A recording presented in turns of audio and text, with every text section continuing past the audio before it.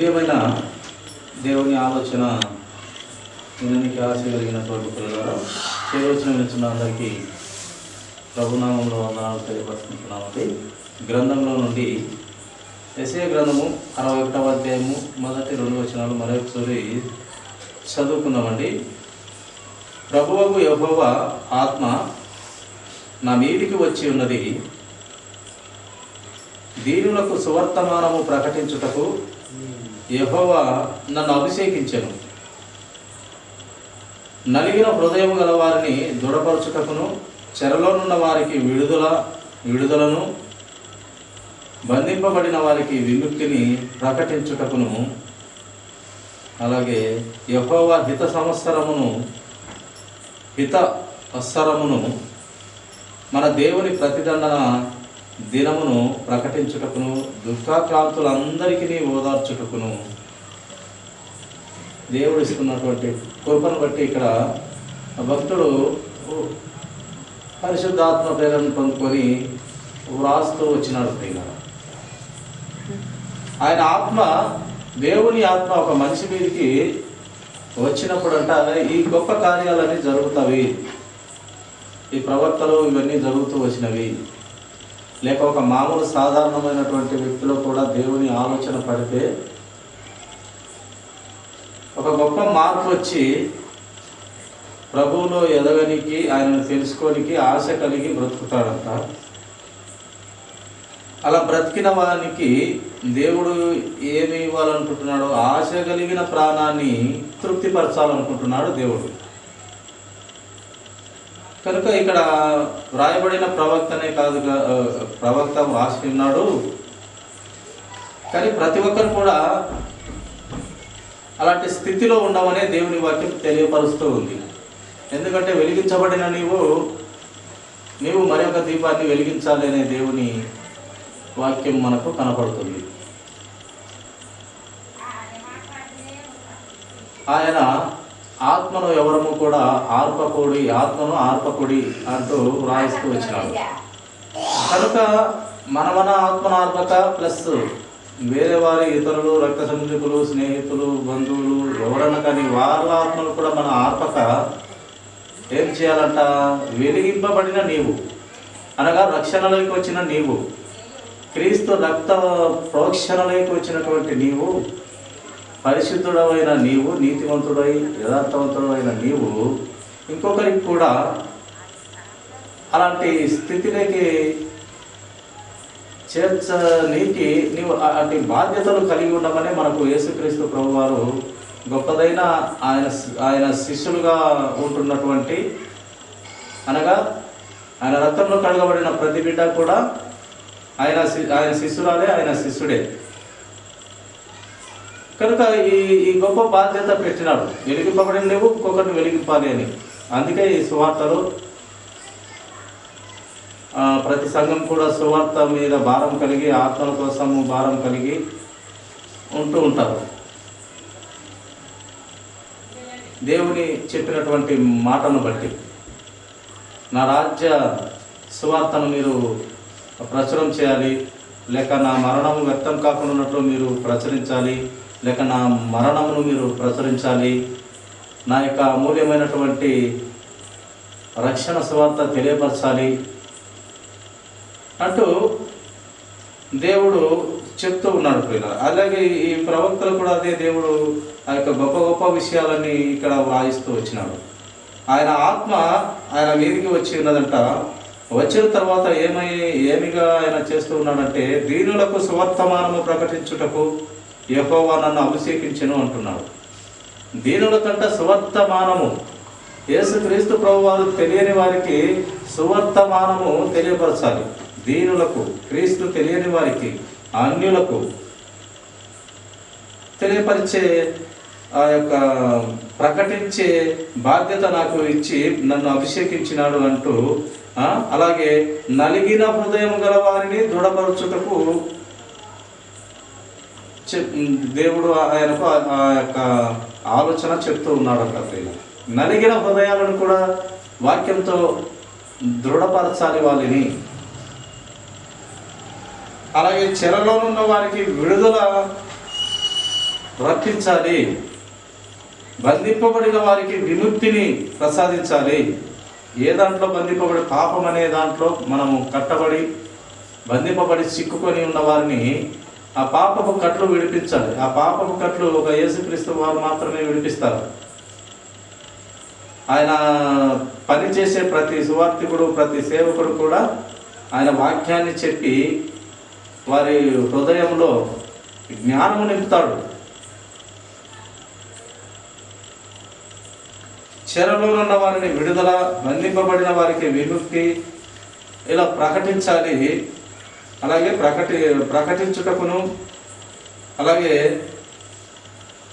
ఆనందకరమైన హితబోధ, మంచి బోధ, క్రీస్తు బోధ పిల్లలకు తెలియపరచాలి. దేవుని తెలిసిన పిల్లలకు, రక్షణలో ఉన్న పిల్లలకు తెలియపరచాలి, రక్షణ లేని పిల్లలకు తెలియపరచాలి.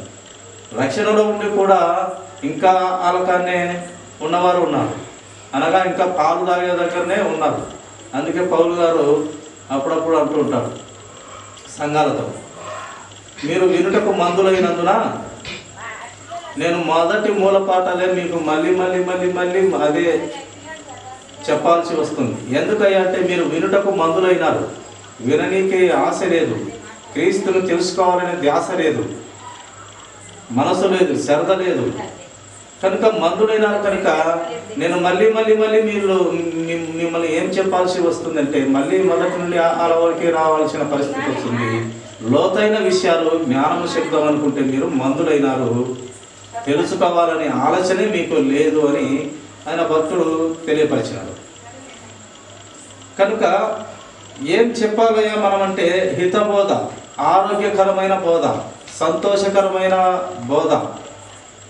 యేసు క్రీస్తు ప్రభు వారి మాటలే హితబోధ, ఆనందకరమైన బోధ, సంతోషకరమైన వార్త. ఆ యొక్క దివి నుండి భూమి మీదకి వచ్చి మంచి బోధ చేసినాడు, మంచి పనులు చేసినాడు.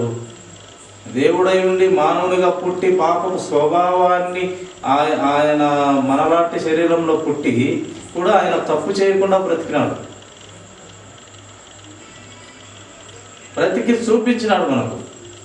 ఇలా బ్రతకండి మీరు అని బ్రతికి చూపించడమే కాదు, ఎవరైనా మీలో ఎవరైనా నాలో పాపం ఉందని చూపించగలరని ఒక గొప్ప సవాలు విసిరినటువంటి గొప్ప దేవుడుగా మనం చూస్తాం. మీలో ఎవరైనా సరే ప్రపంచాన్ని అంతటికి, మనిషిగా పుట్టిన ప్రతి మనిషికి సవాలు ఇస్తున్నా నాలో పాపం ఉందని మీరు రుజువు చేయగలరా అన్నాడు.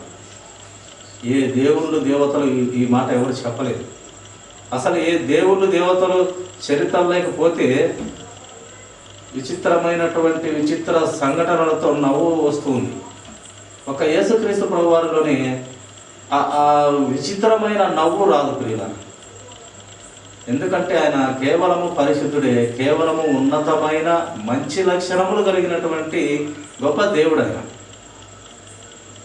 వేరే వాళ్ళలో అయితే, వేరే దేవుళ్ళు దేవతలను పడే వారిలో అయితే చాలా చాలా విచిత్రమైన సంఘటనలు, అవి వింటే ఆశ్చర్యం విచిత్రం అవుతూ ఉంటాయి. అంటే వాళ్ళని మనం తప్పు చేసి మాట్లాడటం కాదు, కానీ వాళ్ళు అలా దేవతలాగా దేవునిలాగా అనబడుతున్నారంటే వారు మంచిగానే బ్రతికి ఉండొచ్చు, కానీ వారి జీవితంలోనికి పోయి పరిశీలిస్తున్నట్లయితే కొన్ని చిన్న చిన్న పొరపాట్లు ఉంటాయి.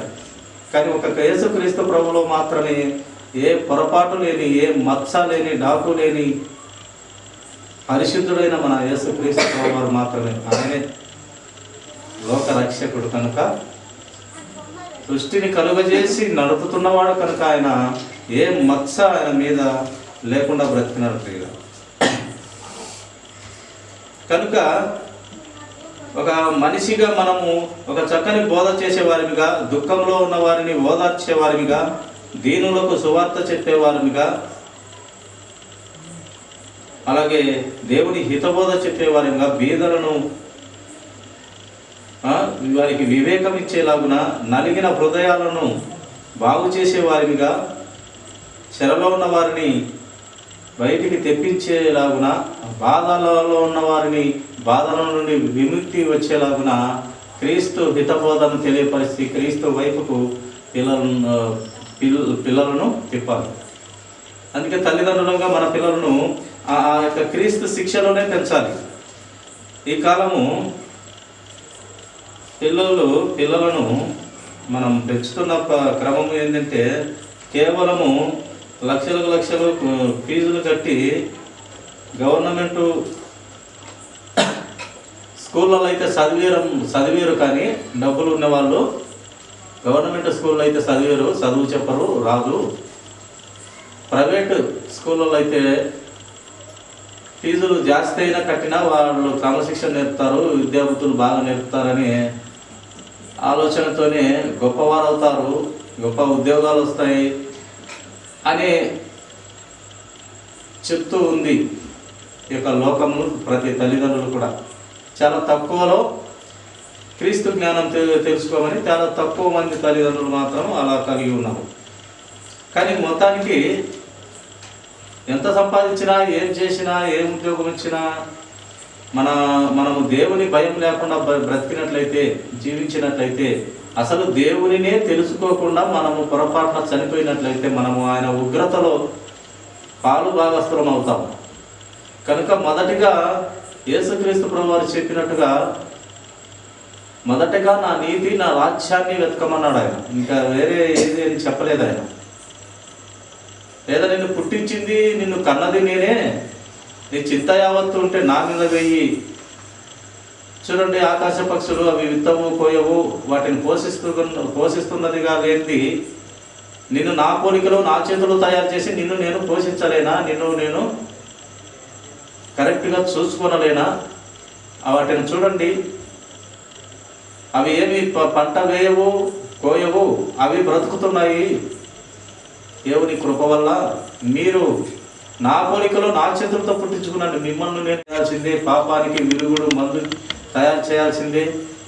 పాపము పుణ్యము రెండు తేడాలు మనిషికి తెలియాల్సిందే. రెండు అనుభవిస్తారు. చివరికి సత్యమునికి రావాలి, దేవుని వద్దకు రావాలనేది దేవుని ప్రణాళిక. లేకుంటే ఆ సాతాను కానీ అక్కడ లేకుండా, ఆ చెట్టు అనేది లేకుండా దేవుడు చేయగలడు. ఎప్పుడు మంచి చెప్పి ఆ మంచి అనే దానికి అర్థం లేకుండా పోతుంది. అసలు భూమి పుట్టిన తర్వాత మన పితరులైనటువంటి వారికి ధర్మశాస్త్రమే లేనప్పుడు అసలు పాపం అనేది వారికి తెలియదు. ఏది చేస్తే అది పాపము, ఏది చేయకుంటే ఏది చేస్తే పాపము, ఏది చేయకుంటే అది పుణ్యం అనేది తెలియదు. ఎప్పుడైతే ధర్మశాస్త్రం దేవుడు ఇచ్చినాడో అప్పుడు వారి క్రియలను బట్టి, దేవుని ఆజ్ఞను బట్టి పాపము పుణ్యం అనేది తెలిసింది. ఈ రెండు తెలుసుకొని మనిషి పశ్చాత్తాపడి చేసిన తప్పుకు క్రీస్తు వద్దకు రావాలనేది దేవుని ప్రణాళిక. ఆ పాపాన్ని తీసివేసే అధికారము ఎవరికి పడితే వారికి దేవుడు ఇవ్వలేదు, తన ముద్దు కుమారునికి మాత్రమే ఇచ్చినాడు. కనుక ఆ పాపానికి ముందు యేసుక్రీస్తు ప్రభువారు మాత్రమే.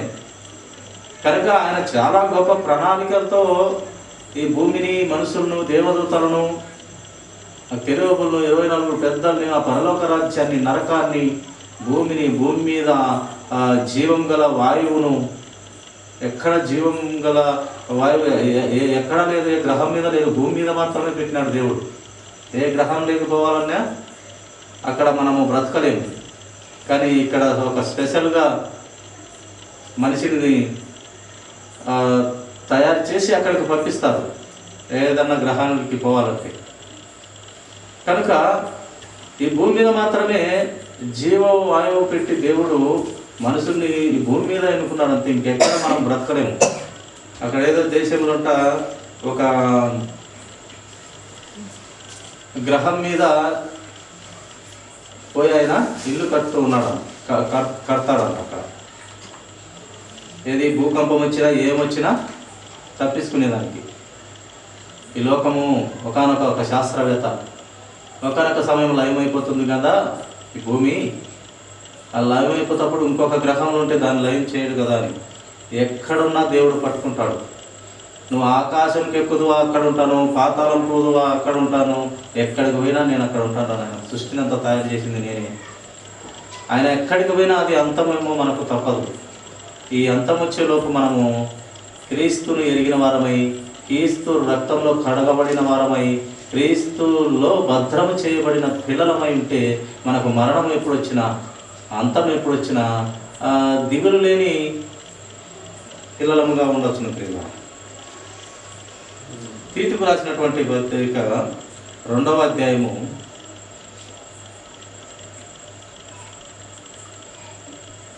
13వ వచనము, అనగా మహాదేవుడును మన రక్షకుడైన యేసు క్రీస్తు మహిమ యొక్క ప్రత్యక్షత కొరకు ఎదురు చూచుచు ఈ లోకంలో స్వస్థ బుద్ధితోనూ నీతితోనూ భక్తితోనూ బ్రతుకుచుండవలెనని మనకు బోధించుచున్నది. ఈ లోకంలో ఎలా బ్రతకాలంటే ఒక మనిషి మన యేసు క్రీస్తు మహిమ యొక్క ప్రత్యక్షత కొరకు ఎదురు చూచుచు బ్రతకాలి. ఆయన మహిమ కలిగిన దేవుడు కదా, ఆయన మహిమ కొరకు మనము బ్రతకాలి. అలాగే ఈ లోకంలో స్వస్థ బుద్ధితోనూ నీతితోనూ భక్తితోనూ బ్రతుకుచుండాలని మనకు గ్రంథము తెలియపరుస్తుంది. బైబిల్ గ్రంథము ఇలా బ్రతకమని మనకు తెలియపరుస్తుంది. కానీ మనకు లోకంలో సమస్తం అన్నీ తెలుసు, పాపం పుణ్యం అన్నీ తెలుసు, తప్పు ఒప్పు అన్నీ తెలుసు. కానీ ఈ తప్పును విడిచి ఒప్పులోకి రావాలి. మనం ఎప్పుడు ఆ తప్పులోనే ఉంటే, ఆ పాపములోనే ఉంటే మన బ్రతుకులు ఎప్పుడు కట్టబడతాము, దిద్దబడతాము, ప్రభు శిక్షలోకి వస్తాము, ఆ నిత్య నరకాగ్ని తప్పించుకొనబడతాము. ఒక నెలలో 2 మార్లు ఉంటుంది. ఏంటి? పున్నమి అమాస అంటూ, వెలుగు చీకటి అని దేవుడు పెట్టినాడు. ఈ 2 తెలిసినప్పుడే పాపము పుణ్యం అనేది తెలుస్తుంది. కేవలం మంచి పెడితే చెడ్డ తెలియదు, కేవలము చెడ్డ పెడితే మంచి తెలియదు. అందుకు దేవుడు ఆ ఫలం పెట్టి, నాయనా ఇది తినాకు, అయినా నువ్వు తింటావు నాకు తెలుసు, నువ్వు పాపంలోకి వస్తావు నాకు తెలుసు, ఆ పాపంలోకి పోయినాక నీకు మందు ఎలా ఇవ్వాలో నాకు తెలుసు, భూమి పుట్టక ముందే ఆలోచనంతా నాకు గ్రహించిన వాడను నేను, దేవుడునైనా నేను యెహోవాను, నాకు అన్నీ తెలుసురా. కానీ నీ మొత్తానికి నీ బ్రతుకు మారాలరా, నీ ఆలోచన విధానం మార్చుకోవాలి అని దేవుడు ఒక్కొక్కటిగా గ్రంథంలో ప్రతి మాటని గ్రంథంలో స్థిరపరుస్తూ బలపరుస్తూ వచ్చినాడు మన మహిమ కలిగిన దేవుడు. ప్రియులారా, అపోస్తలుల కార్యములు 7వ అధ్యాయం 3వ వచనం,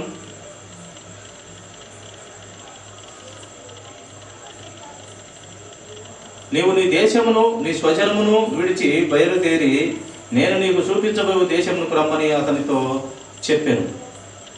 కానాను దేశము రమ్మని. అప్పుడు ఇశ్రాయేలు ప్రజలకు చెప్పినప్పుడు వారు జంకిరి బొంకిరి నసిగిరి ఎన్ని చేసినా ప్రభు వారికి ఆ కానాను దేశంలో, ఆ కానాను దేశం దేనికి సాదృశ్యంగా మనము చెప్పుకోవచ్చు అంటే పరలోక రాజ్యానికి సాదృశ్యంగా చెప్పబడుతూ వస్తుంది. కనుక ఆ మహిమ కలిగిన దేవుడు, ఆ మహిమ కలిగిన దేవుని దగ్గర ఆయన పిల్లలు ఉండాలని కోరుతున్నాడు. ఇప్పటికైతే ఇది మహిమ కలిగిన రాజ్యం అయితే కాదు ఈ భూలోకం. ఇది కేవలము మహిమ తప్పినటువంటి రాజ్యం. ఇది పాపులు పరిశుద్ధులు అందరూ కల్మషమై దుష్టులతో నింపబడి, ఆ దుష్టుల్లో దేవుని తెలుసుకొని నీతిమంతులు కూడా ఉంటూ అందరూ కల్మషమై ఉన్నటువంటి రాజ్యము మహిమ కలిగిన రాజ్యం అయితే కాదు. కానీ ప్రభు ఆలోచన ఏంటంటే ఆ మహిమ గల పట్టణంలోకి రావాలి. ఇక్కడ నిన్ను ప్రతి విషయాన్ని నీకు తెలియపరుస్తూ, సత్యము న్యాయము అన్యాయము తప్పులు నేరాలు ఘోరాలు అన్నీ నీకు తెలియపరుస్తూ నీవు మొత్తానికి ప్రభువులేకి, ఆ జీవం కలిగిన దేవుడు పరిశుద్ధుడు కనుక పరిశుద్ధులాగా నువ్వు ఉండాలని కోరుకుంటూ పరిశుద్ధ పట్టణంలోకి రావాలని కోరుతున్నటువంటి దేవుడు మన దేవుడు. కనుక ఆయన ఆయన చెప్పినట్టు వింటే ఆయన మహిమగల రాజ్యంలోకి వెళ్తాము. కాకపోతే మనము చెప్పినట్టు వినకున్నట్లయితే మహిమగల రాజ్యంలోకి వెళ్ళకపోగా ఆయన ఉగ్రత మన మీదికి వచ్చి నిత్య నరకాగ్నికి, పాప అపవాది గారికి తయారు చేసిన నిత్య నరకాగ్నికి వెళ్ళవలసిన పరిస్థితి వస్తుంది. నోవాహు ఎన్నో సంవత్సరాల నుంచి 100 సంవత్సరాలు చెప్తూ వచ్చినాడంట, లోకాన్నంతా దేవుడు నాశనం చేయబోతున్నాడు, ఒక ఓడ కట్టమని చెప్పినాడు. ఆ ఓడలోకి వచ్చిన వారందరూ బ్రతుకుతారు, వారి నుండి మళ్ళీ దేవుడు జనులను ఎక్కువ మందిని చేయబోతున్నాడు, ఆ ఓడనే రక్షణలోకి రావాలి అని 100 సంవత్సరాలు చెప్పిన ప్రజలు ఆ యొక్క నోవాహును ఎర్రవానిగా తిక్కలవానిగానే చూసినాడు. ఎందుకంటే పాపం జాస్తి అయిపోయిందంట ఆ యొక్క పట్టణంలో, ఆ యొక్క నోవాహు ఉండే పట్టణంలో. కనుక పాపాన్ని చూడలేక ఆయన హృదయంలో నొచ్చుకొని బాధపడి వీళ్ళనంగా చంపేయాలి నీటితో అని నిర్ణయం తీసుకొని ఒక నీతిమంతుని ఎంచుకొని ఆ నీతిమంతుని ద్వారా సమస్త జనులకు చెప్పు అని చెప్పినాడు. ఆ నీతిమంతుడే నోవాహు. దేవుడితో నడిచినటువంటి వాడు, దేవుని పని చేసేటువంటి వాడు, దేవుని మాటకు లోబడినటువంటి వాడు, మాటను విన్నటువంటి వాడు. 100 సంవత్సరాలు ఓడ కట్టినాడు, చాలా పెద్ద ఓడ.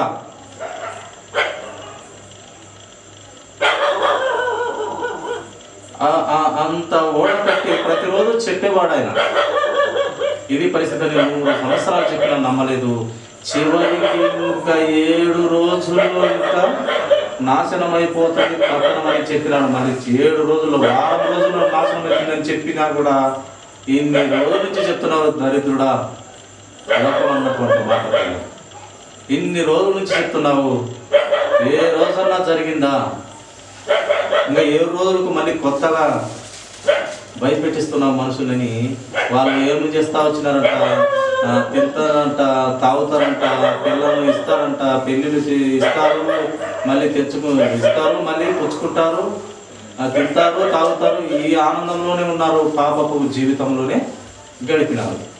దేవుడు చెప్పిన మాట ఎప్పటికీ నిరర్థకం అవ్వదు. కనుక వారు అది రానే వచ్చింది వారానికి అందరూ చనిపోయినారు.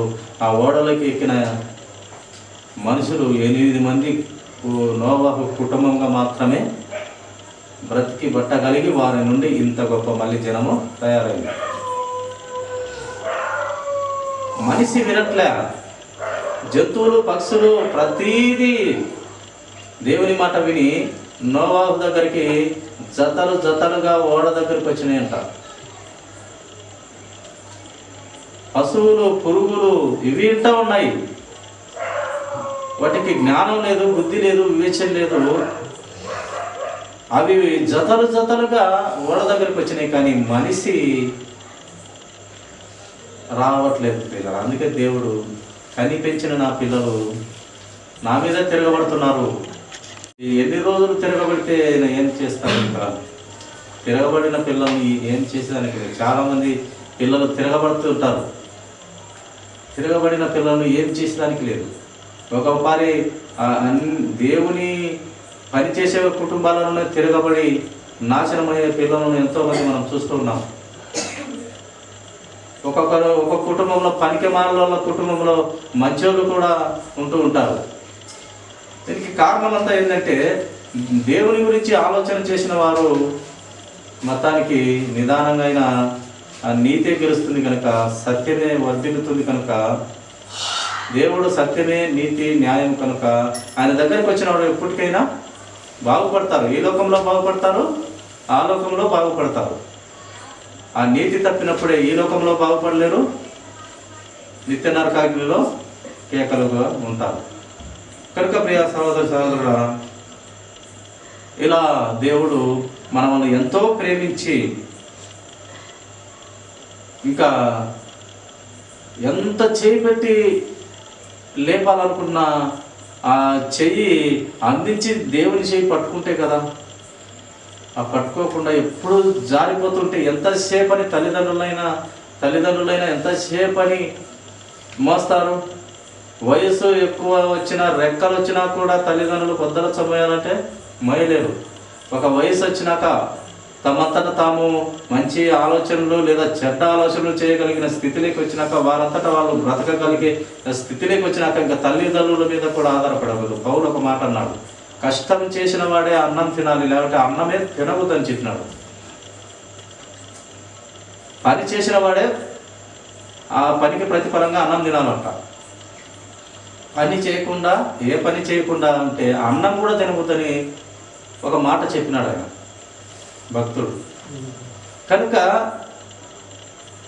పిల్లలు రెక్కలు వచ్చినాక, ఒక ఒక ఒక ఏజ్కి వచ్చినాక, ఒక స్థితిలోకి వచ్చినాక కూడా తల్లిదండ్రుల మీద, చీటికి మాటికి తల్లిదండ్రుల మీద, ఆ ముసలిళ్ళకి వచ్చే పింఛన్ల మీద కూడా ఆధారపడితే దరిద్రులు ఈ లోకంలో లేకపోలేదు. గవర్నమెంట్ వారి బాబుకొని వారి పిల్లలు పెడతారో పెట్టరో అనేసి కొంచెము డబ్బులు పాపం వాళ్ళకు ఆ నెల సరిపడిపోయే డబ్బులు ఇస్తుంటే దానికి కూడా బతుకులాడే ఎంతోమందిని కొట్టి చంపిన వాళ్ళు కూడా ఉన్నారు. ఇట్లా తయారైపోయింది మన దుష్టలోకం ఇలా. కనుక దేవుని మాట వింటే ఎవడైనా ఎప్పటికైనా అది సత్యం కనుక, నీతి కనుక, యథార్థత కనుక, పవిత్రత కనుక బాగుపడతారు. ఇక్కడ బాగుపడతామో మనం అక్కడ బాగుపడతాం. కనుక దేవుని చిత్తంలో మనం ఎదగాలి, దేవుని ఆలోచన విధానం తెలుసుకోవాలి. అందుకే ఆయన నన్ను పరిశీలించే యెహోవా ఉత్తముడా కాదని పరిశీలించే తెలుసుకొని నన్ను నమ్ము, నేను మంచివని కాదంటే నమ్మనే వద్దు అని అంటున్నటువంటి గొప్ప దేవుడు మన యేసుక్రీస్తు ప్రభువారు. కనుక అటు దేవుని కలిగి ఉన్నందుకు మనము సంతోషపడుతూ ఆయన విలువైన మాటల ప్రకారం మనము ధ్యానించిన ప్రకారం మనం బ్రతకాలి. వాక్యంతో కట్టబడాలి. వాక్యానికి చాలా శక్తి ఉన్నది. ఆ వాక్కు ద్వారానే సమస్తము కలిగించినాడు దేవుడు. కలుగునుగాక అంటే కలుగుతూ వచ్చింది సృష్టి అంతా. కలుగునుగాక అంటే దేవదూతలు సైతం కలుగుతూ వచ్చినారు. దేవదూతల్లో సాతాను కూడా లూసిఫర్గా మారి అపవాదిగా మారినాడు. ఒకప్పుడు మంచి తెలుగు, మంచి జ్ఞానం కలిగిన వాడు. అధికారం అంతా ఆ యొక్క కెరూబుకు ఇచ్చిన్నాడు. కానీ వాడు గర్వపడి నాశనం అయిపోయినాడు.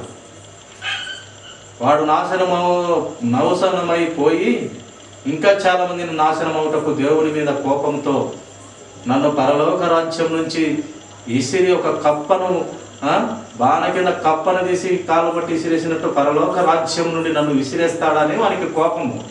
ఎవరి మీద? దేవుని మీద. ఇంత గొప్ప దేవదూతలు పెద్దగా ఉండి అక్కడ నడిపిస్తున్న నన్ను విసిరేస్తాని కోపంతో అప్పుడు వాడు వచ్చిన ఆలోచన అంటే దేవుని నుండి, దేవుని ప్రజలను, దేవుని బిడ్డలను వేరు చేయడమే నా లక్ష్యమని వాడు పూర్తిగా అపవాదిగా